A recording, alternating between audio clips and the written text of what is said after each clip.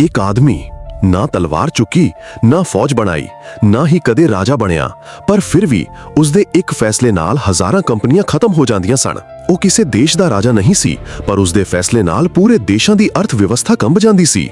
ਕੁਝ ਲੋਕ ਉਸਨੂੰ ਜੀਨੀਅਸ ਕਹਿੰਦੇ ਸਨ, ਕੁਝ ਮੌਨਸਟਰ ਅਤੇ ਕੁਝ ਕਹਿੰਦੇ ਸਨ ਕਿ ਉਹ ਖੁਦ ਇੱਕ ਸਿਸਟਮ ਸੀ। ਉਹ ਸੀ ਜੌਨ ਡੀ ਰੌਕਫੈਲਰ।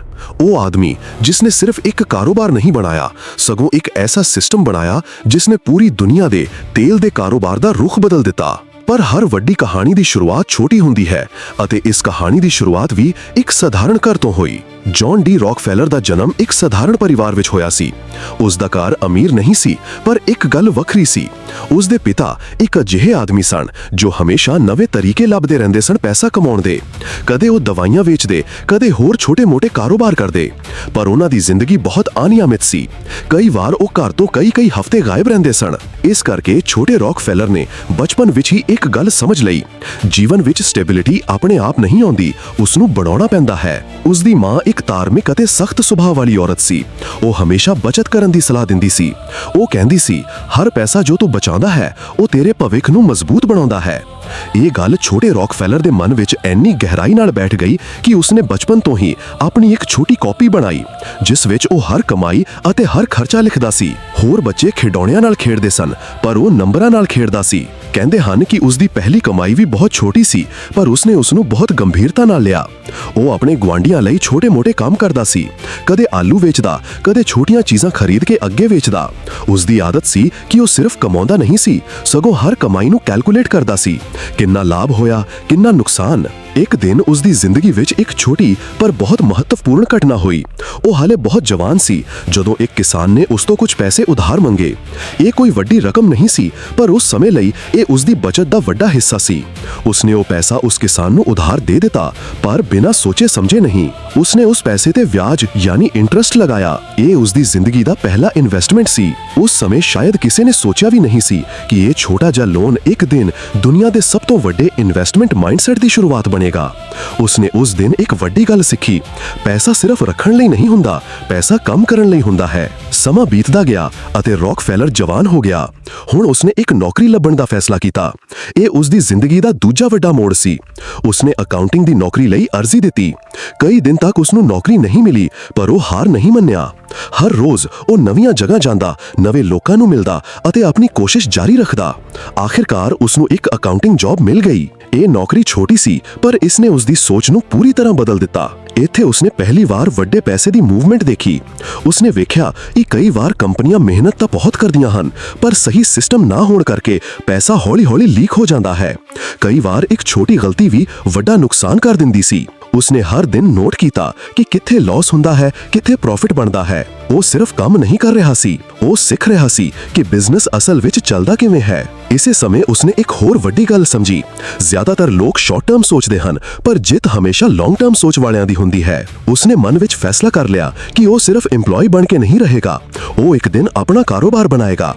ਪਰ ਉਹ ਕਾਰੋਬਾਰ ਸਿਰਫ ਇੱਕ ਸ਼ਾਪ ਨਹੀਂ ਹੋਵੇਗਾ, ਉਹ ਇੱਕ ਸਿਸਟਮ ਹੋਵੇਗਾ। ਇਹ ਉਹ ਸਮਾਂ ਸੀ ਜਦੋਂ ਦੁਨੀਆ ਇੱਕ ਵੱਡੇ ਬਦਲਾਅ ਵੱਲ ਵਧ ਰਹੀ ਸੀ। ਇੱਕ ਨਵਾਂ ਉਦਯੋਗ ਜਨਮ ਰਿਹਾ ਸੀ, ਤੇਲ ਦਾ ਉਦਯੋਗ। ਲੋਕ ਹਾਲੇ ਨਹੀਂ ਜਾਣਦੇ ਸਨ ਕਿ ਇਹ ਉਦਯੋਗ ਭਵਿੱਖ ਨੂੰ, ਦੁਨੀਆ ਨੂੰ ਬਦਲ ਦੇਵੇਗਾ, ਪਰ ਰੌਕਫੈਲਰ ਨੇ ਇਸ ਨੂੰ ਇੱਕ ਮੌਕੇ ਵਾਂਗ ਦੇਖਿਆ ਅਤੇ ਇੱਥੇ ਤੋਂ ਉਸ ਦੀ ਜ਼ਿੰਦਗੀ ਦਾ ਸਭ ਤੋਂ ਵੱਡਾ ਅਧਿਆਇ ਸ਼ੁਰੂ ਹੋਣ ਵਾਲਾ ਸੀ। ਉਸ ਸਮੇਂ ਦੁਨੀਆ ਹੌਲੀ-ਹੌਲੀ ਬਦਲ ਰਹੀ ਸੀ ਅਤੇ ਇੱਕ ਨਵਾਂ ਮੌਕਾ ਜਨਮ ਲੈ ਰਿਹਾ ਸੀ, ਤੇਲ ਦਾ ਮੌਕਾ। ਜ਼ਮੀਨ ਦੇ ਹੇਠੋਂ ਨਿਕਲਣ ਵਾਲਾ ਇੱਕ ਕਾਲਾ ਤਰਲ ਪਦਾਰਥ ਲੋਕਾਂ ਲਈ ਇੱਕ ਨਵੇਂ ਸੋਨੇ ਵਾਂਗ ਬਣ ਰਿਹਾ ਸੀ। ਹਰ ਪਾਸੇ ਲੋਕ ਜ਼ਮੀਨ ਖੋਦ ਰਹੇ ਸਨ, ਤੇਲ ਕੱਢ ਰਹੇ ਸਨ ਅਤੇ ਇੱਕ ਹੀ ਸੁਪਨਾ ਦੇਖ ਰਹੇ ਸਨ, ਜਲਦੀ ਅਮੀਰ ਬਣਨ ਦਾ। ਪਰ ਇਸ ਭੀੜ ਵਿੱਚ ਇੱਕ ਆਦਮੀ ਅਜਿਹਾ ਸੀ ਜੋ ਸਿਰਫ ਤੇਲ ਨਹੀਂ ਦੇਖ ਰਿਹਾ ਸੀ, ਸਗੋਂ ਉਸ ਦੇ ਪਿੱਛੇ ਛੁਪਿਆ ਪੂਰਾ ਸਿਸਟਮ ਦੇਖ ਰਿਹਾ ਸੀ। ਉਸ ਸਮੇਂ ਇੱਕ ਸ਼ਹਿਰ ਤੇਜ਼ੀ ਨਾਲ ਉੱਭਰ ਰਿਹਾ ਸੀ, ਕਲੀਵਲੈਂਡ। ਇਹ ਸ਼ਹਿਰ ਤੇਲ ਦੇ ਕਾਰੋਬਾਰ ਦਾ ਇੱਕ ਵੱਡਾ ਕੇਂਦਰ ਬਣਦਾ ਜਾ ਰਿਹਾ ਸੀ। ਹਰ ਹਫ਼ਤੇ ਨਵੀਆਂ ਰਿਫਾਈਨਰੀਆਂ ਬਣ ਰਹੀਆਂ ਸਨ। ਹਰ ਕੋਈ ਸੋਚ ਰਿਹਾ ਸੀ ਕਿ ਜੇ ਹੁਣ ਤੇਲ ਦੇ ਕਾਰੋਬਾਰ ਵਿੱਚ ਦਾਖਲ ਹੋ ਗਏ ਤਾਂ ਜ਼ਿੰਦਗੀ ਬਦਲ ਸਕਦੀ ਹੈ। ਪਰ ਜਿੱਥੇ ਹੋਰ ਲੋਕ ਜਲਦੀ ਵਿੱਚ ਸਨ, ਉੱਥੇ ਜੌਨ ਡੀ ਰੌਕਫੈਲਰ ਸ਼ਾਂਤ ਸੀ। ਉਹ ਹਰ ਚੀਜ਼ ਨੂੰ ਧਿਆਨ ਨਾਲ ਦੇਖ ਰਿਹਾ ਸੀ, ਕਿੰਨਾ ਤੇਲ ਆ ਰਿਹਾ ਹੈ, ਕਿੰਨਾ ਖਰਚ ਹੋ ਰਿਹਾ ਹੈ ਅਤੇ ਕਿੱਥੇ ਸਭ ਤੋਂ ਵੱਧ ਨੁਕਸਾਨ ਹੋ ਰਿਹਾ ਹੈ।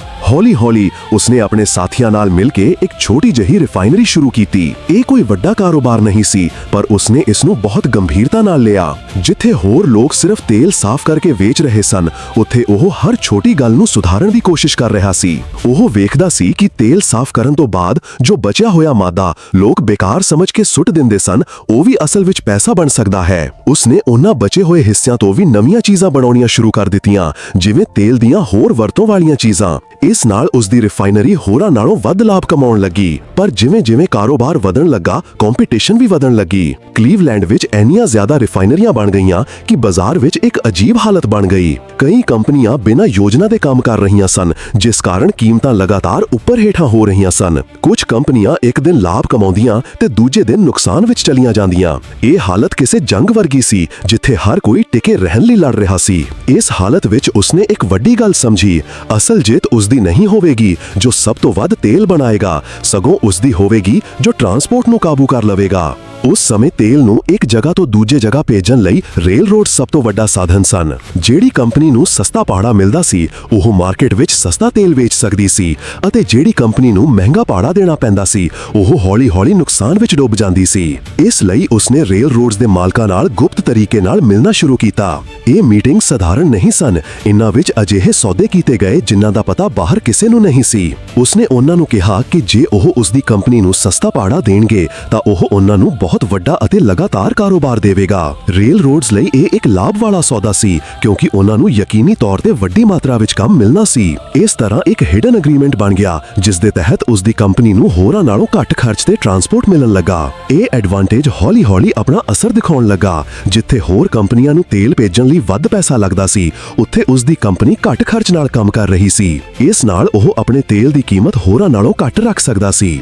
ਗਾਹਕ ਨੈਚੁਰਲੀ ਉਸਦੇ ਕੋਲ ਆਉਣ ਲੱਗੇ, ਕਿਉਂਕਿ ਉਹਨਾਂ ਨੂੰ ਸਸਤਾ ਤੇਲ ਮਿਲਦਾ ਸੀ। ਦੂਜੇ ਪਾਸੇ ਹੋਰ ਕੰਪਨੀਆਂ ਹੌਲੀ-ਹੌਲੀ ਨੁਕਸਾਨ ਵਿੱਚ ਜਾਣ ਲੱਗੀਆਂ। ਇਸੇ ਦੌਰਾਨ ਇੱਕ ਹੋਰ ਵੱਡੀ ਘਟਨਾ ਵਾਪਰੀ, ਜਿਸ ਨੇ ਪੂਰੇ ਆਇਲ ਬਿਜ਼ਨਸ ਨੂੰ ਹਿਲਾ ਦਿੱਤਾ। ਕੁਝ ਵੱਡੀਆਂ ਰੇਲ ਰੋਡਸ ਅਤੇ ਆਇਲ ਕੰਪਨੀਆਂ ਨੇ ਮਿਲ ਕੇ ਇੱਕ ਸੀਕ੍ਰੀਟ ਗਰੁੱਪ ਬਣਾਇਆ, ਜਿਸ ਦਾ ਨਾਮ ਸੀ ਸਾਊਥ ਇੰਪਰੂਵਮੈਂਟ ਕੰਪਨੀ। ਇਸ ਗਰੁੱਪ ਦਾ ਮਕਸਦ ਸੀ ਕੁਝ ਚੁਣੀਆਂ ਹੋਈਆਂ ਕੰਪਨੀਆਂ ਨੂੰ ਖਾਸ ਡਿਸਕਾਊਂਟ ਦੇਣਾ ਅਤੇ ਹੋਰਾਂ ਨੂੰ ਡਿਸਐਡਵਾਂਟੇਜ ਵਿੱਚ ਰੱਖਣਾ। ਜਦੋਂ ਇਹ ਗੱਲ ਬਾਹਰ ਆਈ ਤਾਂ ਕਲੀਵਲੈਂਡ ਦੇ ਕਈ ਬਿਜ਼ਨਸਮੈਨ ਗੁੱਸੇ ਨਾਲ ਭਰ ਗਏ। ਉਹਨਾਂ ਨੇ ਮੀਟਿੰਗਸ ਕੀਤੀਆਂ, ਪ੍ਰੋਟੈਸਟਸ ਕੀਤੇ ਅਤੇ ਇਸ ਸਿਸਟਮ ਦਾ ਵਿਰੋਧ ਕੀਤਾ। ਪਰ ਇਸ ਹੰਗਾਮੇ ਦੇ ਬਾਵਜੂਦ ਉਹ ਆਪਣੇ ਰਸਤੇ ਤੋਂ ਨਹੀਂ ਹਟਿਆ। ਉਸਨੇ ਕੰਪੀਟੀਸ਼ਨ ਨੂੰ ਸਿੱਧੇ ਤੌਰ ਤੇ ਨਹੀਂ, ਸਗੋਂ ਹੌਲੀ-ਹੌਲੀ ਕੰਟਰੋਲ ਕਰਨ ਦੀ ਯੋਜਨਾ ਬਣਾਈ। ਉਹ ਹਰ ਕੰਪੀਟੀਟਰ ਦੀ ਫਾਈਨੈਂਸ਼ੀਅਲ ਕੰਡੀਸ਼ਨ ਨੂੰ ਸਟੱਡੀ ਕਰਦਾ ਸੀ। ਕੌਣ ਲਾਸ ਵਿੱਚ ਹੈ, ਕੌਣ ਸਟਰਗਲ ਕਰ ਰਿਹਾ ਹੈ ਅਤੇ ਕੌਣ ਬਚਣ ਦੀ ਕੋਸ਼ਿਸ਼ ਕਰ ਰਿਹਾ ਹੈ। ਜਦੋਂ ਉਸਨੂੰ ਲੱਗਦਾ ਕਿ ਕੋਈ ਕੰਪਨੀ ਕਮਜ਼ੋਰ ਹੋ ਗਈ ਹੈ, ਤਾਂ ਉਹ ਉਸਦੇ ਮਾਲਕ ਨੂੰ ਇੱਕ ਆਫਰ ਦਿੰਦਾ, ਸਾਡੇ ਨਾਲ ਮਿਲ ਜਾਓ, ਨਹੀਂ ਤਾਂ ਕੰਪੀਟੀਸ਼ਨ ਵਿੱਚ ਟਿਕ ਨਹੀਂ ਸਕੋਗੇ। ਕਈ ਲੋਕਾਂ ਲਈ ਇਹ ਆਫਰ ਡਰ ਅਤੇ ਲਾਲਚ ਦੋਵਾਂ ਨਾਲ ਭਰਿਆ ਹੁੰਦਾ ਸੀ। ਜੇ ਉਹ ਆਫਰ ਮੰਨ ਲੈਂਦੇ ਤਾਂ ਉਹਨਾਂ ਨੂੰ ਆਪਣੇ ਸ਼ੇਅਰਸ ਮਿਲ ਜਾਂਦੇ ਅਤੇ ਉਹ ਲਾਸ ਤੋਂ ਬਚ ਜਾਂਦੇ। ਜੇ ਨਾ ਮੰਨਦੇ ਤਾਂ ਉਹਨਾਂ ਨੂੰ ਮਾਰਕੀਟ ਵਿੱਚ ਇਕੱਲੇ ਲੜਨਾ ਪੈਂਦਾ ਅਤੇ ਜ਼ਿਆਦਾਤਰ ਇਸ ਲੜਾਈ ਵਿੱਚ ਉਹ ਹਾਰ ਜਾਂਦੇ। ਇਸ ਤਰ੍ਹਾਂ ਇੱਕ-ਇੱਕ ਕਰਕੇ ਕਲੀਵਲੈਂਡ ਦੀਆਂ ਕਈ ਰਿਫਾਈਨਰੀਜ਼ ਉਸ ਦੇ ਕੰਟਰੋਲ ਵਿੱਚ ਆਉਣ ਲੱਗੀਆਂ। ਇਹ ਪ੍ਰੋਸੈਸ ਤੇਜ਼ ਨਹੀਂ ਸੀ, ਪਰ ਬਹੁਤ ਕੰਸਿਸਟੈਂਟ ਸੀ। ਉਹ ਕਦੇ ਜਲਦੀ ਨਹੀਂ ਕਰਦਾ ਸੀ। ਉਹ ਪੇਸ਼ੈਂਟਲੀ ਵੇਟ ਕਰਦਾ ਸੀ, ਸਹੀ ਸਮੇਂ ਦਾ ਇੰਤਜ਼ਾਰ ਕਰਦਾ ਸੀ ਅਤੇ ਫਿਰ ਆਪਣਾ ਮੂਵ ਕਰਦਾ ਸੀ।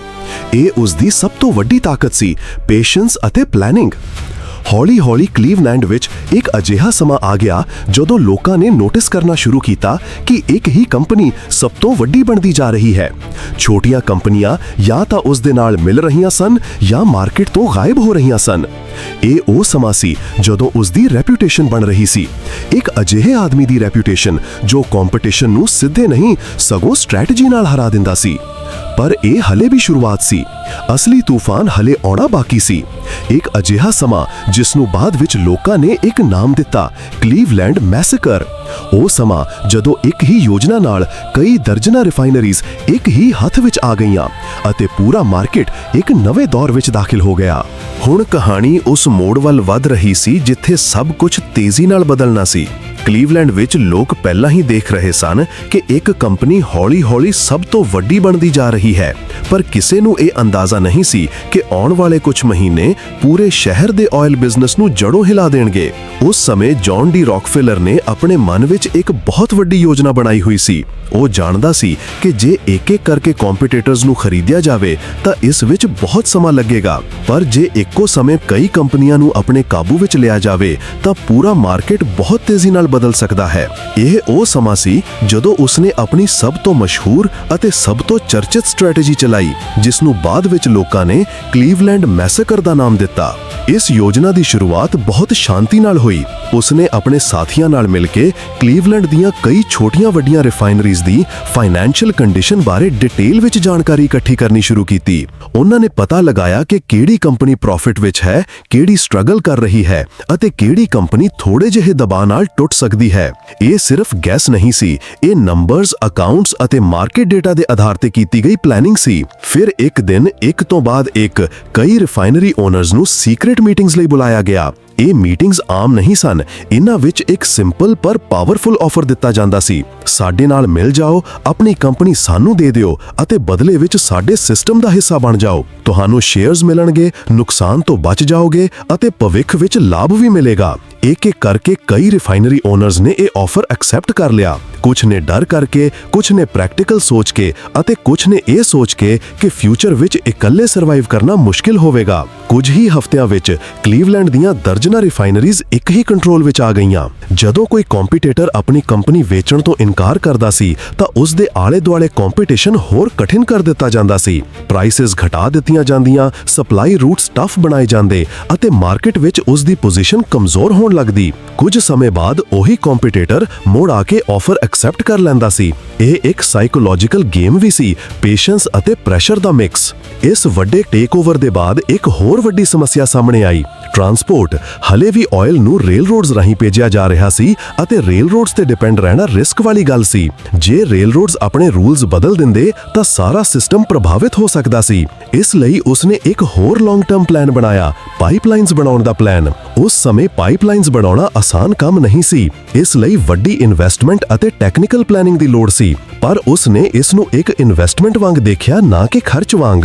ਹੌਲੀ-ਹੌਲੀ ਉਸਨੇ ਪਾਈਪਲਾਈਨਸ ਬਣਾਉਣੀਆਂ ਸ਼ੁਰੂ ਕੀਤੀਆਂ, ਜਿਸ ਨਾਲ ਆਇਲ ਸਿੱਧਾ ਰਿਫਾਈਨਰੀ ਤੋਂ ਮਾਰਕੀਟ ਤੱਕ ਪਹੁੰਚ ਸਕਦਾ ਸੀ। ਇਸ ਨਾਲ ਟਰਾਂਸਪੋਰਟ ਕਾਸਟ ਹੋਰ ਘੱਟ ਹੋ ਗਈ ਅਤੇ ਡਿਪੈਂਡੈਂਸ ਰੇਲ ਰੋਡਸ ਤੇ ਵੀ ਘੱਟ ਹੋਣ ਲੱਗੀ। ਇਹ ਮੂਵ ਸਿੰਪਲ ਨਹੀਂ ਸੀ, ਇਹ ਇੱਕ ਲੌਂਗ ਟਰਮ ਕੰਟਰੋਲ ਸਟ੍ਰੈਟੇਜੀ ਸੀ। ਇਸ ਦੌਰਾਨ ਇੱਕ ਹੋਰ ਇੰਟਰਸਟਿੰਗ ਸਟ੍ਰੈਟੇਜੀ ਵੀ ਵਰਤੀ ਗਈ। ਜਿਵੇਂ-ਜਿਵੇਂ ਉਸ ਦੀ ਪਾਵਰ ਵੱਧਦੀ ਗਈ, ਉਸਨੇ ਆਪਣੇ ਐਮਪਾਇਰ ਨੂੰ ਇੱਕ ਨਵੇਂ ਤਰੀਕੇ ਨਾਲ ਆਰਗੇਨਾਈਜ਼ ਕਰਨਾ ਸ਼ੁਰੂ ਕੀਤਾ। ਉਹ ਸਾਰੀਆਂ ਕੰਪਨੀਆਂ ਨੂੰ ਇੱਕ ਹੀ ਨਾਮ ਹੇਠ ਨਹੀਂ ਲਿਆਉਂਦਾ ਸੀ। ਇਸ ਦੀ ਬਜਾਏ ਕਈ ਵੱਖਰੀਆਂ ਕੰਪਨੀਆਂ ਨੂੰ ਅਲੱਗ-ਅਲੱਗ ਨਾਮਾਂ ਨਾਲ ਰਜਿਸਟਰ ਕੀਤਾ ਜਾਂਦਾ ਸੀ, ਪਰ ਉਹਨਾਂ ਦਾ ਕੰਟਰੋਲ ਇੱਕ ਹੀ ਸੈਂਟਰਲ ਬੋਰਡ ਕੋਲ ਹੁੰਦਾ ਸੀ।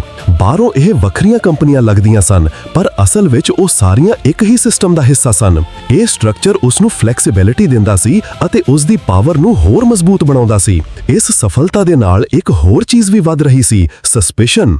ਜਰਨਲਿਸਟਸ ਅਤੇ ਬਿਜ਼ਨਸਮੈਨ ਹੌਲੀ-ਹੌਲੀ ਇਸ ਸਿਸਟਮ ਨੂੰ ਕਲੋਜ਼ਲੀ ਆਬਜ਼ਰਵ ਕਰਨ ਲੱਗੇ। ਉਹਨਾਂ ਨੂੰ ਲੱਗਣ ਲੱਗਾ ਕਿ ਇਹ ਗਰੋਥ ਸਿਰਫ ਨੈਚੁਰਲ ਬਿਜ਼ਨਸ ਸਕਸੈਸ ਨਹੀਂ ਹੈ, ਇਸ ਦੇ ਪਿੱਛੇ ਕੁਝ ਹਿਡਨ ਅਗਰੀਮੈਂਟਸ ਅਤੇ ਪਾਵਰਫੁਲ ਸਟ੍ਰੈਟੇਜੀਜ਼ ਕੰਮ ਕਰ ਰਹੀਆਂ ਹਨ। ਇਹ ਸਸਪੀਸ਼ਨ ਹੀ ਅੱਗੇ ਚੱਲ ਕੇ ਇੱਕ ਵੱਡੇ ਐਕਸਪੋਜ਼ ਵਿੱਚ ਬਦਲਣ ਵਾਲਾ ਸੀ। ਹੁਣ ਸਿਰਫ ਕੰਪੀਟੀਟਰਸ ਹੀ ਨਹੀਂ, ਸਗੋਂ ਪੂਰਾ ਦੇਸ਼ ਉਸ ਵੱਲ ਧਿਆਨ ਦੇਣ ਲੱਗਾ ਸੀ। ਪਾਈਪਲਾਈਨਸ ਬਣ ਰਹੀਆਂ ਸਨ ਅਤੇ ਕਈ ਰਿਫਾਈਨਰੀਜ਼ ਉਸ ਦੇ ਕੰਟਰੋਲ ਵਿੱਚ ਆ ਚੁੱਕੀਆਂ ਸਨ। ਪਰ ਜਿਵੇਂ-ਜਿਵੇਂ ਇਹ ਤਾਕਤ ਵਧੀ, ਉਸੇ ਤਰ੍ਹਾਂ ਲੋਕਾਂ ਦੇ ਮਨ ਵਿੱਚ ਸਵਾਲ ਵੀ ਵਧਣ ਲੱਗੇ ਕਿ ਇਹ ਸਧਾਰਨ ਕਾਰੋਬਾਰ ਸੀ ਜਾਂ ਕੁਝ ਹੋਰ। ਇਸੇ ਦੌਰਾਨ ਜੌਨ ਡੀ ਰੌਕਫੈਲਰ ਨੇ ਇਹ ਸਮਝ ਲਿਆ ਸੀ ਕਿ ਸਿਰਫ ਰਿਫਾਈਨਰੀਜ਼ ਖਰੀਦਣਾ ਕਾਫੀ ਨਹੀਂ ਹੈ। ਜੇ ਕਰੂਡ ਆਇਲ, ਕੱਚਾ ਤੇਲ ਦੀ ਸਪਲਾਈ ਕਿਸੇ ਹੋਰ ਦੇ ਕਾਬੂ ਵਿੱਚ ਰਹੀ ਤਾਂ ਫਿਊਚਰ ਵਿੱਚ ਮੁਸ਼ਕਿਲ ਆ ਸਕਦੀ ਹੈ। ਇਸ ਲਈ ਉਸਨੇ ਆਇਲ ਫੀਲਡਸ ਦੇ ਮਾਲਕਾਂ ਨਾਲ ਵੀ ਸਟਰੋਂਗ ਰਿਲੇਸ਼ਨਸ਼ਿਪਸ ਬਣਾਉਣੇ ਸ਼ੁਰੂ ਕੀਤੇ। ਉਹ ਲੌਂਗ ਟਰਮ ਕੰਟਰੈਕਟਸ ਕਰਦਾ ਸੀ, ਜਿਸ ਨਾਲ ਕਰੂਡ ਆਇਲ ਦੀ ਸਪਲਾਈ ਲਗਾਤਾਰ ਉਸ ਦੇ ਕੋਲ ਆਉਂਦੀ ਰਹੇ।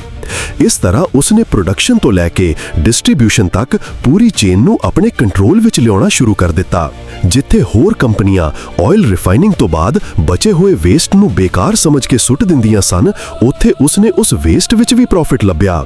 ਆਇਲ ਰਿਫਾਈਨਿੰਗ ਤੋਂ ਨਿਕਲਣ ਵਾਲੇ ਬਾਈ ਪ੍ਰੋਡਕਟਸ ਤੋਂ ਕੈਰੋਸੀਨ, ਲੂਬਰੀਕੈਂਟਸ ਅਤੇ ਹੋਰ ਕੈਮੀਕਲ ਪ੍ਰੋਡਕਟਸ ਬਣਾਏ ਜਾਣ ਲੱਗੇ। ਇਸ ਨਾਲ ਇੱਕ ਹੀ ਰॉ ਮਟੀਰੀਅਲ ਤੋਂ ਕਈ ਵੱਖ-ਵੱਖ ਪ੍ਰੋਡਕਟਸ ਬਣਨ ਲੱਗੇ। ਪਰ ਜਿਵੇਂ-ਜਿਵੇਂ ਉਸ ਦੀ ਸਕਸੈਸ ਵਧ ਰਹੀ ਸੀ, ਉਸੇ ਤਰ੍ਹਾਂ ਜਰਨਲਿਸਟਸ ਦਾ ਧਿਆਨ ਵੀ ਉਸ ਵੱਲ ਖਿੱਚਿਆ ਜਾ ਰਿਹਾ ਸੀ। ਉਸ ਸਮੇਂ ਕੁਝ ਜਰਨਲਿਸਟਸ ਅਜਿਹੇ ਸਨ ਜੋ ਪਾਵਰਫੁਲ ਬਿਜ਼ਨਸਮੈਨ ਦੀ ਐਕਟੀਵਿਟੀਜ਼ ਨੂੰ ਇਨਵੈਸਟੀਗੇਟ ਕਰਨ ਲਈ ਮਸ਼ਹੂਰ ਸਨ। ਉਹਨਾਂ ਵਿੱਚੋਂ ਇੱਕ ਸੀ ਆਈਡਾ ਟਾਰਬੈਲ। ਆਈਡਾ ਟਾਰਬੈਲ ਨੇ ਕਈ ਸਾਲਾਂ ਤੱਕ ਰਿਸਰਚ ਕੀਤੀ। ਉਸਨੇ 올ਡ ਡਾਕੂਮੈਂਟਸ, ਲੈਟਰਸ ਅਤੇ ਬਿਜ਼ਨਸ ਰੈਕਰਡਸ ਨੂੰ ਸਟੱਡੀ ਕੀਤਾ। ਹੌਲੀ-ਹੌਲੀ ਉਸ ਦੇ ਸਾਹਮਣੇ ਇੱਕ ਵੱਡੀ ਪਿਕਚਰ ਬਣਨ ਲੱਗੀ। ਇੱਕ ਅਜਿਹੀ ਪਿਕਚਰ ਜਿਸ ਵਿੱਚ hidden railway deals, secret discounts ਅਤੇ ਕੰਪੀਟੀਟਰ ਪ੍ਰੈਸ਼ਰ ਦੀਆਂ ਕਹਾਣੀਆਂ ਸਾਹਮਣੇ ਆ ਰਹੀਆਂ ਸਨ। ਉਸਨੇ ਇਹ ਸਭ ਕੁਝ ਇੱਕ ਡਿਟੇਲਡ ਸੀਰੀਜ਼ ਦੇ ਰੂਪ ਵਿੱਚ ਪਬਲਿਸ਼ ਕੀਤਾ। ਜਦੋਂ ਇਹ ਆਰਟੀਕਲਸ ਲੋਕਾਂ ਦੇ ਸਾਹਮਣੇ ਆਏ ਤਾਂ ਪੂਰੇ ਅਮਰੀਕਾ ਵਿੱਚ ਹੰਗਾਮਾ ਮਚ ਗਿਆ। ਇਸ ਐਕਸਪੋਜ਼ ਤੋਂ ਬਾਅਦ ਪਬਲਿਕ ਪ੍ਰੈਸ਼ਰ ਵਧਣ ਲੱਗਾ। ਲੋਕਾਂ ਨੂੰ ਲੱਗਣ ਲੱਗਾ ਕਿ ਇੱਕ ਹੀ ਕੰਪਨੀ ਪੂਰੇ ਮਾਰਕੀਟ ਨੂੰ ਕੰਟਰੋਲ ਕਰ ਰਹੀ ਹੈ। ਪੋਲੀਟੀਸ਼ੀਅਨਸ ਵੀ ਇਸ ਮਾਮਲੇ ਵਿੱਚ ਇੰਟਰਸਟ ਲੈਣ ਲੱਗੇ। ਇਸੇ ਦੌਰਾਨ ਅਮਰੀਕਾ ਵਿੱਚ ਇੱਕ ਨਵਾਂ ਕਾਨੂੰਨ ਲਾਗੂ ਕੀਤਾ ਗਿਆ, ਸ਼ਰਮਨ ਐਂਟੀ ਟਰਸਟ ਐਕਟ। ਇਸ ਕਾਨੂੰਨ ਦਾ ਮਕਸਦ ਸੀ ਮੋਨੋਪੋਲੀ ਨੂੰ ਰੋਕਣਾ ਅਤੇ ਕੰਪੀਟੀਸ਼ਨ ਨੂੰ ਬਚਾਉਣਾ। ਹੁਣ ਸਿਚੁਏਸ਼ਨ ਬਦਲ ਚੁੱਕੀ ਸੀ। ਪਹਿਲਾ ਕੰਪੀਟੀਸ਼ਨ ਉਸ ਦੇ ਖਿਲਾਫ ਲੜ ਰਹੀ ਸੀ, ਪਰ ਹੁਣ ਗਵਰਨਮੈਂਟ ਵੀ ਇਸ ਬੈਟਲ ਵਿੱਚ ਆਉਣ ਵਾਲੀ ਸੀ। ਇਨਵੈਸਟੀਗੇਸ਼ਨਸ ਸ਼ੁਰੂ ਹੋਣ ਲੱਗੀਆਂ। ਲਾਇਰਸ ਡਾਕੂਮੈਂਟਸ ਇਕੱਠੇ ਕਰਨ ਲੱਗੇ, ਵਿਟਨੈਸਸ ਨੂੰ ਬੁਲਾਇਆ ਗਿਆ ਅਤੇ ਕੇਸ ਹੌਲੀ-ਹੌਲੀ ਕੋਰਟ ਤੱਕ ਪਹੁੰਚ ਗਿਆ। ਪਰ ਇਸ ਦੌਰਾਨ ਵੀ ਉਸਨੇ ਪੈਨਿਕ ਨਹੀਂ ਕੀਤਾ। ਉਸਨੇ ਆਪਣੀ ਕੰਪਨੀ ਸਟਰਕਚਰ ਨੂੰ ਹੋਰ ਆਰਗੇਨਾਈਜ਼ਡ ਬਣਾਉਣਾ ਸ਼ੁਰੂ ਕੀਤਾ। ਉਸਨੇ ਕੰਪਨੀਆਂ ਨੂੰ ਇੱਕ ਟਰਸਟ ਸਿਸਟਮ ਵਿੱਚ ਅਰੇਂਜ ਕੀਤਾ, ਜਿਸ ਨਾਲ ਲੀਗਲ ਸਟਰਕਚਰ ਹੋਰ ਕੰਪਲੈਕਸ ਬਣ ਗਿਆ। ਇਸ ਸਿਸਟਮ ਵਿੱਚ ਕਈ ਕੰਪਨੀਆਂ ਵੱਖ-ਵੱਖ ਨਾਮਾਂ ਨਾਲ ਚੱਲਦੀਆਂ ਸਨ, ਪਰ ਉਹਨਾਂ ਦਾ ਕੰਟਰੋਲ ਇੱਕ ਸੈਂਟਰਲ ਬੋਰਡ ਕੋਲ ਹੁੰਦਾ ਸੀ। ਇਹ ਸਟਰਕਚਰ ਸਿੰਪਲ ਨਹੀਂ ਸੀ, ਇਹ ਕੇਅਰਫੁਲੀ ਡਿਜ਼ਾਈਨਡ ਸੀ ਤਾਂ ਕਿ ਕੰਟਰੋਲ ਵੀ ਰਹੇ ਅਤੇ ਲੀਗਲ ਪ੍ਰੈਸ਼ਰ ਨੂੰ ਹੈਂਡਲ ਵੀ ਕੀਤਾ ਜਾ ਸਕੇ। ਕੋਰਟ ਕੇਸ ਲੰਬੇ ਸਮੇਂ ਤੱਕ ਚੱਲਿਆ। ਇਹ ਅਮਰੀਕਾ ਦੇ ਹਿਸਟਰੀ ਦੇ ਸਭ ਤੋਂ ਵੱਡੇ ਬਿਜ਼ਨਸ ਕੇਸਿਸ ਵਿੱਚੋਂ ਇੱਕ ਬਣ ਗਿਆ। ਹਰ ਹੀਅਰਿੰਗ ਵਿੱਚ ਨਵੇਂ ਫੈਕਟਸ ਸਾਹਮਣੇ ਆਉਂਦੇ ਸਨ। ਪਬਲਿਕ ਨਿਊਜ਼ਪੇਪਰਸ ਵਿੱਚ ਹਰ ਰੋਜ਼ ਇਸ ਕੇਸ ਬਾਰੇ ਪੜ੍ਹਦੀ ਸੀ। ਇਹ ਇੱਕ ਬਿਜ਼ਨਸ ਬੈਟਲ ਤੋਂ ਵੱਧ ਇੱਕ ਨੈਸ਼ਨਲ ਇਵੈਂਟ ਬਣ ਚੁੱਕਾ ਸੀ। ਅਖੀਰਕਾਰ ਉਹ ਦਿਨ ਵੀ ਆ ਗਿਆ ਜਿਸ ਦਾ ਸਭ ਇੰਤਜ਼ਾਰ ਕਰ ਰਹੇ ਸਨ। ਕੋਰਟ ਨੇ ਆਪਣਾ ਫੈਸਲਾ ਸੁਣਾਇਆ। ਫੈਸਲਾ ਸਾਫ਼ ਸੀ। ਉਸ ਦੀ ਕੰਪਨੀ ਨੂੰ ਮੋਨੋਪੋਲੀ ਮੰਨਿਆ ਗਿਆ ਅਤੇ ਉਸ ਨੂੰ ਤੋੜਨ ਦਾ ਹੁਕਮ ਦਿੱਤਾ ਗਿਆ। ਸਟੈਂਡਰਡ ਆਇਲ ਨੂੰ ਕਈ ਹਿੱਸਿਆਂ ਵਿੱਚ ਵੰਡਣ ਦਾ ਆਰਡਰ ਆ ਗਿਆ। ਲੋਕਾਂ ਨੇ ਸੋਚਿਆ ਕਿ ਇਹ ਉਸ ਦੀ ਹਾਰ ਹੈ, ਪਰ ਅਸਲ ਵਿੱਚ ਜੋ ਹੋਣ ਵਾਲਾ ਸੀ ਉਹ ਕਿਸੇ ਨੇ ਨਹੀਂ ਸੋਚਿਆ। ਇਹ ਡਿਸੀਜਨ ਉਸ ਦੀ ਸਟੋਰੀ ਦਾ ਅੰਤ ਨਹੀਂ ਸੀ, ਸਗੋਂ ਇੱਕ ਨਵੀਂ ਸ਼ੁਰੂਆਤ ਸੀ ਜੋ ਉਸ ਨੂੰ ਹੋਰ ਵੀ ਅਮੀਰ ਬਣਾਉਣ ਵਾਲੀ ਸੀ। ਉਹ ਪਹਿਲਾਂ ਹੀ ਅਜਿਹੀਆਂ ਸਿਚੁਏਸ਼ਨਸ ਲਈ ਮੈਂਟਲੀ ਤਿਆਰ ਸੀ। ਜੌਨ ਡੀ ਰੌਕਫੈਲਰ ਲਈ ਇਹ ਐਂਡ ਨਹੀਂ ਸੀ, ਇਹ ਇੱਕ ਨਵਾਂ ਫੇਜ਼ ਸੀ। ਅਦਾਲਤ ਦੇ ਹੁਕਮ ਤੋਂ ਬਾਅਦ ਸਟੈਂਡਰਡ ਆਇਲ ਨੂੰ ਕਈ ਵੱਖ-ਵੱਖ ਕੰਪਨੀਆਂ ਵਿੱਚ ਵੰਡ ਦਿੱਤਾ ਗਿਆ। ਇਹ ਸਪਲਿਟ ਕੋਈ ਛੋਟੀ ਗੱਲ ਨਹੀਂ ਸੀ, ਇਹ ਡਜ਼ਨਸ ਕੰਪਨੀਆਂ ਵਿੱਚ ਤਬਦੀਲ ਹੋਇਆ। ਹਰ ਨਵੀਂ ਕੰਪਨੀ ਆਪਣੇ ਆਪ ਵਿੱਚ ਇੰਡੀਪੈਂਡੈਂਟ ਬਣ ਗਈ। ਪਰ ਸਭ ਤੋਂ ਇੰਟਰਸਟਿੰਗ ਗੱਲ ਇਹ ਸੀ ਕਿ ਇਨ੍ਹਾਂ ਵਿੱਚੋਂ ਬਹੁਤ ਸਾਰੀਆਂ ਕੰਪਨੀਆਂ ਦੇ ਸ਼ੇਅਰਸ ਉਸ ਦੇ ਕੋਲ ਹੀ ਰਹੇ। ਇਸ ਦਾ ਮਤਲਬ ਇਹ ਸੀ ਕਿ ਭਾਵੇਂ ਕੰਪਨੀ ਕਾਗਜ਼ਾਂ ਵਿੱਚ ਵੱਖ ਹੋ ਗਈ, ਪਰ ਵੈਲਥ ਦਾ ਇੱਕ ਵੱਡਾ ਹਿੱਸਾ ਹਾਲੇ ਵੀ ਉਸ ਦੇ ਹੱਥ ਵਿੱਚ ਸੀ। ਜਦੋਂ ਇਹ ਨਵੀਆਂ ਕੰਪਨੀਆਂ ਮਾਰਕੀਟ ਵਿੱਚ ਇੰਡੀਪੈਂਡੈਂਟਲੀ ਕੰਮ ਕਰਨ ਲੱਗੀਆਂ ਤਾਂ ਇੱਕ ਅਨਐਕਸਪੈਕਟਡ ਚੀਜ਼ ਹੋਈ। ਕੰਪੀਟੀਸ਼ਨ ਵਧਣ ਨਾਲ ਇਨੋਵੇਸ਼ਨ ਵੀ ਵਧਣ ਲੱਗੀ। ਨਵੀਆਂ ਟੈਕਨੋਲੋਜੀਜ਼ ਆਈਆਂ, ਪ੍ਰੋਡਕਸ਼ਨ ਹੋਰ ਐਫੀਸ਼ੀਐਂਟ ਹੋਇਆ ਅਤੇ ਪ੍ਰੋਫਿਟਸ ਵਧਣ ਲੱਗੇ। ਇਸ ਨਾਲ ਇਨ੍ਹਾਂ ਕੰਪਨੀਆਂ ਦੀ ਮਾਰਕੀਟ ਵੈਲਿਊ ਤੇਜ਼ੀ ਨਾਲ ਉੱਪਰ ਜਾਣ ਲੱਗੀ। ਕਿਉਂਕਿ ਉਸ ਦੇ ਕੋਲ ਇਨ੍ਹਾਂ ਕੰਪਨੀਆਂ ਦੇ ਸ਼ੇਅਰ ਸਨ, ਉਸ ਦੀ ਟੋਟਲ ਵੈਲਥ ਘਟਣ ਦੀ ਬਜਾਏ ਹੋਰ ਵੱਧ ਗਈ। ਲੋਕਾਂ ਨੇ ਜਿਹੜੀ ਡਿਫੀਟ ਸੋਚੀ ਸੀ ਉਹ ਅਸਲ ਵਿੱਚ ਇੱਕ ਫਾਈਨੈਂਸ਼ੀਅਲ ਵਿਕਟਰੀ ਬਣ ਗਈ। ਇਹ ਉਹ ਸਮਾਂ ਸੀ ਜਦੋਂ ਉਸ ਦੀ ਵੈਲਥ ਇਤਿਹਾਸ ਵਿੱਚ ਸਭ ਤੋਂ ਵੱਡੀ ਮੰਨੀ ਜਾਣ ਲੱਗੀ। ਕਹਿੰਦੇ ਹਨ ਕਿ ਉਸ ਦੀ ਦੌਲਤ ਇੰਨੀ ਵੱਧ ਗਈ ਸੀ ਕਿ ਉਸ ਸਮੇਂ ਦੇ ਮੁਕਾਬਲੇ ਉਹ ਦੁਨੀਆ ਦੇ ਸਭ ਤੋਂ ਅਮੀਰ ਆਦਮੀਆਂ ਵਿੱਚੋਂ ਇੱਕ ਬਣ ਗਿਆ। ਕਹਿੰਦੇ ਹਨ ਕਿ ਜਿਸ ਸਿਸਟਮ ਨੂੰ ਤੋੜਿਆ ਗਿਆ ਸੀ, ਉਸੇ ਸਿਸਟਮ ਦੇ ਟੁਕੜਿਆਂ ਨੇ ਉਸ ਨੂੰ ਹੋਰ ਵੀ ਤਾਕਤਵਰ ਬਣਾ ਦਿੱਤਾ। ਇਹ ਸਿਰਫ ਪੈਸੇ ਦੀ ਜਿੱਤ ਨਹੀਂ ਸੀ, ਇਹ ਸੋਚ ਦੀ ਜਿੱਤ ਸੀ। ਇੱਕ ਅਜਿਹੀ ਸੋਚ ਜੋ ਲੌਂਗ ਟਰਮ ਪਲੈਨਿੰਗ, ਪੇਸ਼ੈਂਸ ਅਤੇ ਕੰਟਰੋਲ ਤੇ ਆਧਾਰਿਤ ਸੀ। ਪਰ ਪਰ ਅਸਲ ਸਵਾਲ ਇਹ ਹੈ ਕਿ ਉਸ ਦੀ ਕਹਾਣੀ ਇੱਥੇ ਖਤਮ ਨਹੀਂ ਹੁੰਦੀ, ਕਿਉਂਕਿ ਉਸ ਦੇ ਬਣਾਏ ਸਿਸਟਮਸ ਅੱਜ ਵੀ ਕਿਤੇ ਨਾ ਕਿਤੇ ਕੰਮ ਕਰ ਰਹੇ ਹਨ। ਅੱਜ ਜਦੋਂ ਅਸੀਂ ਦੁਨੀਆ ਦੀਆਂ ਵੱਡੀਆਂ ਕੰਪਨੀਆਂ ਨੂੰ ਵੇਖਦੇ ਹਾਂ ਤਾਂ ਉਹ ਵੀ ਉਹੀ ਪ੍ਰਿੰਸੀਪਲਸ ਫੋਲੋ ਕਰਦੀਆਂ ਹਨ। ਸਪਲਾਈ ਨੂੰ ਕੰਟਰੋਲ ਕਰਨਾ, ਟਰਾਂਸਪੋਰਟ ਨੂੰ ਆਪਟੀਮਾਈਜ਼ ਕਰਨਾ, ਵੇਸਟ ਨੂੰ ਪ੍ਰੋਫਿਟ ਵਿੱਚ ਬਦਲਣਾ ਅਤੇ ਸਭ ਤੋਂ ਵੱਡੀ ਗੱਲ ਇੱਕ ਸਟਰੋਂਗ ਸਟਰਕਚਰ ਬਣਾਉਣਾ। ਇਹੀ ਉਹ ਫਾਊਂਡੇਸ਼ਨ ਸੀ ਜੋ ਜੌਨ ਡੀ ਰੌਕਫੈਲਰ ਨੇ ਸਾਲਾਂ ਪਹਿਲਾਂ ਰੱਖੀ ਸੀ ਅਤੇ ਇਹ ਫਾਊਂਡੇਸ਼ਨ ਅੱਜ ਵੀ ਮਾਡਰਨ ਬਿਜ਼ਨਸ ਵਰਲਡ ਵਿੱਚ ਦਿਖਾਈ ਦਿੰਦੀ ਹੈ। ਇਸ ਕਹਾਣੀ ਤੋਂ ਇੱਕ ਵੱਡੀ ਸਿੱਖਿਆ ਮਿਲਦੀ ਹੈ। ਸਫਲਤਾ ਸਿਰਫ ਕਿਸਮਤ ਨਾਲ ਨਹੀਂ ਮਿਲਦੀ ਅਤੇ ਸਿਰਫ ਮਿਹਨਤ ਨਾਲ ਵੀ ਨਹੀਂ ਮਿਲਦੀ। ਸਫਲਤਾ ਮਿਲਦੀ ਹੈ ਕਲੈਰਿਟੀ ਨਾਲ, ਇਹ ਜਾਣਨ ਨਾਲ ਕਿ ਤੁਸੀਂ ਕੀ ਕਰ ਰਹੇ ਹੋ ਅਤੇ ਕਿਉਂ ਕਰ ਰਹੇ ਹੋ। ਰੌਕਫੈਲਰ ਦੀ ਸਭ ਤੋਂ ਵੱਡੀ ਤਾਕਤ ਇਹ ਨਹੀਂ ਸੀ ਕਿ ਉਸ ਦੇ ਕੋਲ ਜ਼ਿਆਦਾ ਪੈਸਾ ਸੀ, ਸਗੋਂ ਇਹ ਸੀ ਕਿ ਉਸ ਦੇ ਕੋਲ ਇੱਕ ਕਲੀਅਰ ਵਿਜ਼ਨ ਸੀ। ਉਹ ਹਰ ਛੋਟੀ ਚੀਜ਼ ਨੂੰ ਇੱਕ ਵੱਡੀ ਸਟ੍ਰੈਟਜੀ ਦਾ ਹਿੱਸਾ ਮੰਨਦਾ ਸੀ। ਜੇ ਕੋਈ ਆਮ ਇਨਸਾਨ ਇਸ ਕਹਾਣੀ ਤੋਂ ਕੁਝ ਸਿੱਖਣਾ ਚਾਹੁੰਦਾ ਹੈ ਤਾਂ ਸਭ ਤੋਂ ਪਹਿਲੀ ਗੱਲ ਇਹ ਹੈ ਕਿ ਛੋਟੀਆਂ ਆਦਤਾਂ ਹੀ ਵੱਡੇ ਨਤੀਜੇ ਬਣਾਉਂਦੀਆਂ ਹਨ। ਜਿਵੇਂ ਉਹ ਬਚਪਨ ਵਿੱਚ ਹਰ ਪੈਸੇ ਦਾ ਹਿਸਾਬ ਲਿਖਦਾ ਸੀ, ਉਹੀ ਆਦਤ ਉਸ ਨੂੰ ਡਿਸਪਲਿਨ ਬਣਾਉਂਦੀ ਗਈ। ਦੂਜੀ ਗੱਲ ਪੇਸ਼ੈਂਸ। ਉਸਨੇ ਕਦੇ ਵੀ ਜਲਦੀ ਵਿੱਚ ਫੈਸਲੇ ਨਹੀਂ ਕੀਤੇ। ਉਹ ਵੇਟ ਕਰਦਾ ਸੀ, ਆਬਜ਼ਰਵ ਕਰਦਾ ਸੀ ਅਤੇ ਸਹੀ ਸਮੇਂ ਤੇ ਮੂਵ ਕਰਦਾ ਸੀ। ਤੀਜੀ ਗੱਲ ਸਿਸਟਮ ਬਣਾਉਣਾ। ਸਿਰਫ ਇੱਕ ਕੰਮ ਕਰਨਾ ਕਾਫੀ ਨਹੀਂ ਹੁੰਦਾ, ਇੱਕ ਐਸਾ ਸਟਰਕਚਰ ਬਣਾਉਣਾ ਪੈਂਦਾ ਹੈ ਜੋ ਤੁਹਾਡੇ ਬਿਨਾਂ ਵੀ ਚੱਲ ਸਕੇ। ਅੱਜ ਦੀ ਦੁਨੀਆ ਵਿੱਚ ਵੀ ਇਹ ਸਿੱਖਿਆ ਉਨੀ ਹੀ ਸੱਚ ਹੈ ਜਿੰਨੀ ਉਸ ਸਮੇਂ ਸੀ। ਕੋਈ ਵੀ ਆਦਮੀ ਚਾਹੇ ਛੋਟਾ ਬਿਜ਼ਨਸ ਕਰਦਾ ਹੋਵੇ ਜਾਂ ਕੋਈ ਨਵੀਂ ਸਕਿੱਲ ਸਿੱਖ ਰਿਹਾ ਹੋਵੇ, ਜੇ ਉਹ ਕੰਸਿਸਟੈਂਸੀ ਨਾਲ ਕੰਮ ਕਰੇ, ਆਪਣੇ ਰਿਸੋਰਸਸ ਨੂੰ ਵਾਈਜ਼ਲੀ ਵਰਤੇ ਅਤੇ ਲੌਂਗ ਟਰਮ ਸੋਚ ਰੱਖੇ ਤਾਂ ਉਹ ਹੌਲੀ-ਹੌਲੀ ਆਪਣਾ ਇੱਕ ਸਿਸਟਮ ਬਣਾ ਸਕਦਾ ਹੈ। ਅਤੇ ਜਦੋਂ ਸਿਸਟਮ ਬਣ ਜਾਂਦਾ ਹੈ ਤਾਂ ਗਰੋਥ ਆਪਣੇ ਆਪ ਹੋਣ ਲੱਗਦੀ ਹੈ। ਅਖੀਰ ਵਿੱਚ ਉਸ ਦੀ ਕਹਾਣੀ ਸਾਨੂੰ ਇੱਕ ਸਧਾਰਨ ਪਰ ਗਹਿਰੀ ਸੱਚਾਈ ਦੱਸਦੀ ਹੈ। ਦੁਨੀਆ ਵਿੱਚ ਉਹੀ ਲੋਕ ਅੱਗੇ ਵਧਦੇ ਹਨ ਜੋ ਸਿਰਫ ਮਿਹਨਤ ਨਹੀਂ ਕਰਦੇ, ਸਗੋਂ ਸੋਚਦੇ ਹਨ, ਸਿੱਖਦੇ ਹਨ ਅਤੇ ਆਪਣੀ ਸੋਚ ਨੂੰ ਇੱਕ ਸਿਸਟਮ ਵਿੱਚ ਬਦਲਦੇ ਹਨ। ਪੈਸਾ ਆ ਸਕਦਾ ਹੈ, ਜਾ ਸਕਦਾ ਹੈ, ਪਰ ਇੱਕ ਸਟਰੋਂਗ ਸਿਸਟਮ, ਇੱਕ ਡਿਸਪਲਿਨਡ ਮਾਈਂਡ ਅਤੇ ਇੱਕ ਕਲੀਅਰ ਵਿਜ਼ਨ, ਇਹ ਚੀਜ਼ਾਂ ਕਿਸੇ ਵੀ ਆਦਮੀ ਨੂੰ ਜ਼ੀਰੋ ਤੋਂ ਸ਼ੁਰੂ ਕਰਕੇ ਉਚਾਈਆਂ ਤੱਕ ਲਿਜਾ ਸਕਦੀਆਂ ਹਨ। ਜੇ ਤੁਸੀਂ ਆਪਣੀ ਲਰਨਿੰਗ ਨੂੰ ਇੱਕ ਹੋਰ ਲੈਵਲ ਤੇ ਲਿਜਾਣਾ ਚਾਹੁੰਦੇ ਹੋ ਤਾਂ ਸਾਡੇ ਨਾਲ ਜੁੜੇ ਰਹੋ। ਅਸੀਂ ਤੁਹਾਡੀ ਸੋਚ ਨੂੰ ਇੱਕ ਨਵੇਂ ਲੈਵਲ ਤੱਕ ਲਿਜਾਣ ਵਿੱਚ ਮਦਦ ਕਰਾਂਗੇ, ਜਿੱਥੇ ਤੁਸੀਂ ਸਿਰਫ ਸੁਣੋਗੇ ਨਹੀਂ, ਸਗੋਂ ਸਮਝੋਗੇ ਅਤੇ ਸੋਚਣ ਦਾ ਨਵਾਂ ਤਰੀਕਾ ਵੀ ਸਿੱਖੋਗੇ। ਅਤੇ ਜੇ ਤੁਹਾਨੂੰ ਇਹ ਕਹਾਣੀ ਪਸੰਦ ਆਈ ਹੋਵੇ ਤਾਂ ਚੈਨਲ ਨੂੰ ਸਬਸਕ੍ਰਾਈਬ ਕਰਨਾ ਨਾ ਭੁੱਲੋ, ਤਾਂ ਜੋ ਅੱਗੇ ਆਉਣ ਵਾਲੀਆਂ ਅਜਿਹੀਆਂ ਪਾਵਰਫੁਲ ਅਤੇ ਇੰਸਪਾਇਰਿੰਗ ਕਹਾਣੀਆਂ ਤੁਹਾਡੇ ਤੱਕ ਸਭ ਤੋਂ ਪਹਿਲਾਂ ਪਹੁੰਚ ਸਕਣ।